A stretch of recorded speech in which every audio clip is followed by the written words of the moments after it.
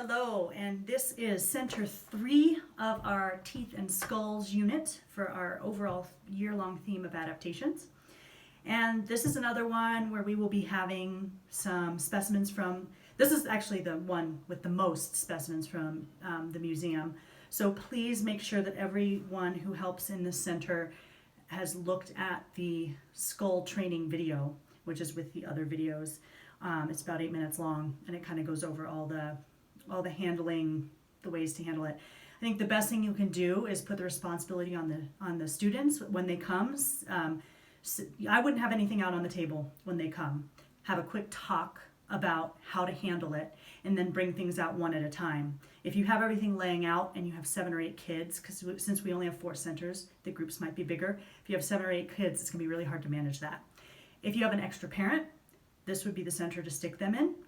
So that you have more than one set of eyes kind of helping to keep everything under control. With all that said, this is an awesome hands-on science observation unit. So it's really fun. Let the kids have fun with it. Don't be too worried about it, but do make sure everyone is treating the materials respectfully. So the way this one starts, there's a lot of background material that you can go through, but with the limited amount of time, I recommend you kind of go straight to the skull study. But there's some really good pictures in here of specific skulls.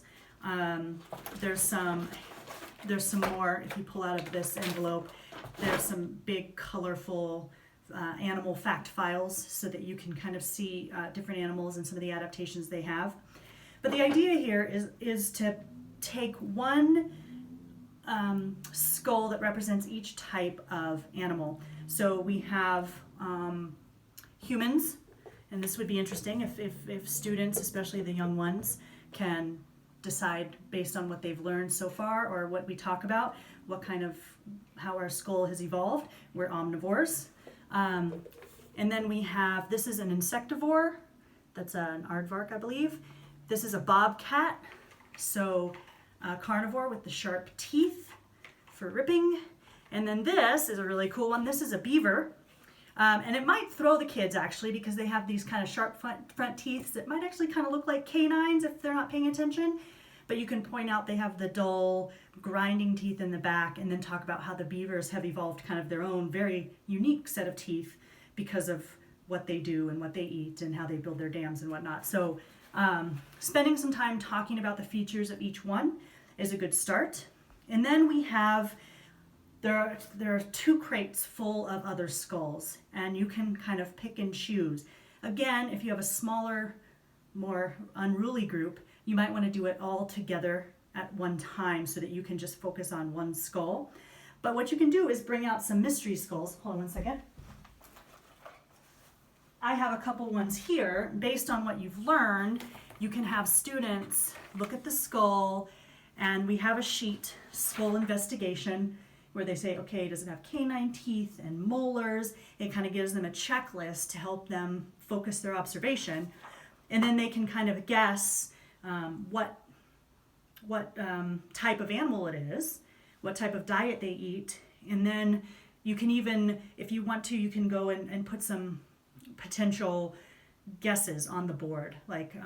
So this one is actually a sea otter, but you could maybe put a few different ones up there and have them see if they can guess which one it is.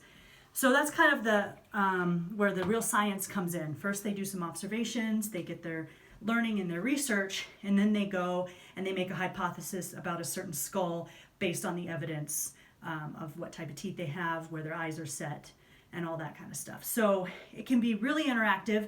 Time's gonna go quickly, so I would definitely go into this one with a plan. Have a few skulls set out for observation, have a couple skulls set out for making those guesses, those educated guesses, and then have some fun with it. Go through the bins, see what catches your eye, and share what you want. You could probably spend the whole time just looking at the different skulls, but having some real scientific method in there is also kind of what we're going for, is that education piece. So if you have any questions, please feel free to contact us at mitchellelf@gmail.com. Again, if anything breaks, contact me. My contact info is on the top of the box. Contact me directly. I'll be the go-between with the museum. gather all the pieces of anything that breaks, even if there's, hair and Broken crayon glass. bits, broken glass. Gather it all in a bag as much as you can. Don't try to fix it yourself. We'll send it to the museum to get that done, and then just let me know as soon as possible. But I think that's it. Have fun with this one and enjoy all our really cool specimens here. Thanks.